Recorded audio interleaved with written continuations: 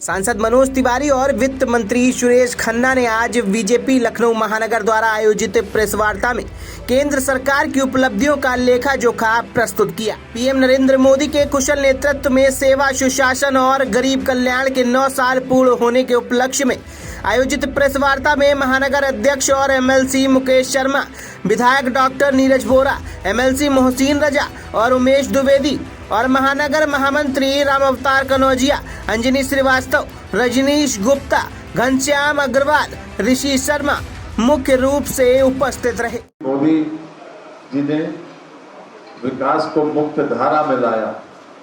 भारतीय राजनीति पटल पर उन्होंने ये सुनिश्चित किया कि अब राजनीति सेवा ही होनी चाहिए, परफॉर्मेंस की होनी चाहिए, नीतिगत बदलाव की होनी चाहिए, रिफॉर्म की होनी चाहिए और ट्रांसफॉर्म की होनी चाहिए।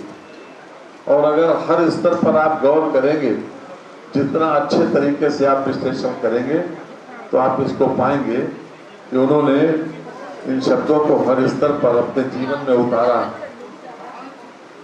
2014 के पदभार संभालने के बाद उन्होंने भारत प्रथम के संकल्प को स्थापित किया।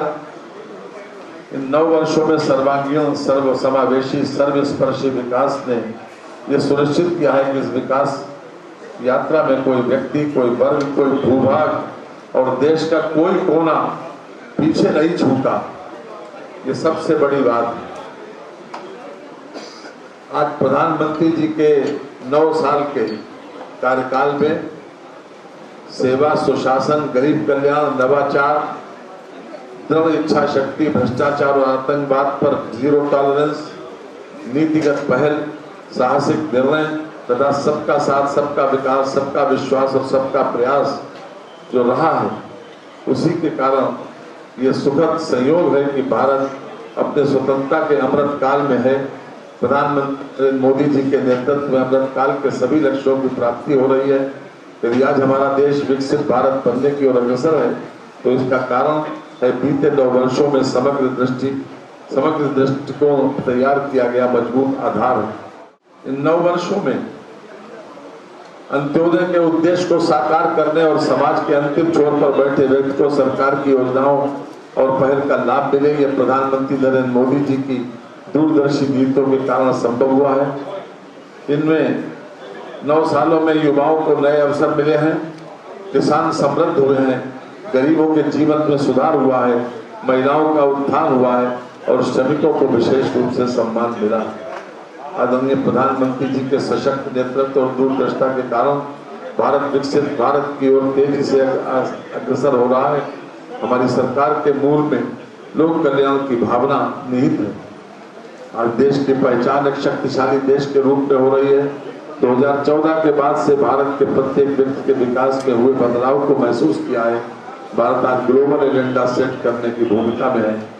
हमारा कृषि बजट 2013-14 की अपेक्षा 5.6 गुना बढ़ा, जो दर्शाता है कि हम किसानों के समग्र विकास के लिए संकल्पित हैं। बड़े भाई माननीय सुरेश खन्ना जी और यहाँ पे उपस्थित हमारे मीडिया के सभी विद्वान साथी, जब हम आपके साथ बैठे हुए 9 साल भारत के गरीब कल्याण के नरेंद्र मोदी जी के सरकार की कुछ बातें बता रहे हैं, तो उस समय हमारे साथ मंच पे आदरणीय माननीय सुरेश खन्ना जी के साथ साथ मुकेश शर्मा जी, डॉक्टर नीरज बोरा जी विधायक जी, माननीय मोहसिन रजा जी, उमेश द्विवेदी जी, हमारे अंजनी श्रीवास्तव जी, राम अवतार कनौजिया जी, टिंकू सोनकर जी, रजनीश गुप्ता जी, सब साथ बैठे। मैं इसी उत्तर प्रदेश के पूर्वांचल का एक बच्चा हूँ, जो जैसा सुरेश भैया ने कहा कि अब मैं दिल्ली का सांसद हूँ और दिल्ली का एक टर्म अध्यक्ष बनने का भी मौका मिला हमें। मैं जो इतनी बातें आपको सुरेश भाई साहब ने बताई, तो कई बार क्या होता है, बहुत सारी बातें ना तो जब एक साथ बताइए तो कहते हैं ना कि जब हमको कुछ देना होता है तो बर्तन भी खाली होना चाहिए। तो आप सब इसमें बहुत सारी चीजें जानते हैं और कुछ बातें समीक्षा करने लायक है। जैसे आज हम लखनऊ में बैठे, इस लखनऊ संसदीय क्षेत्र में जहां के सांसद हम सब के देश के रक्षा मंत्री भी हैं और वो अपने आप में कितनी महान शख्सियत है,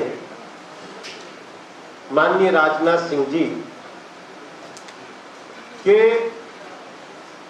नरेंद्र मोदी जी के 9 साल को समझने के लिए लखनऊ का 9 साल भी बहुत कुछ बता देता है।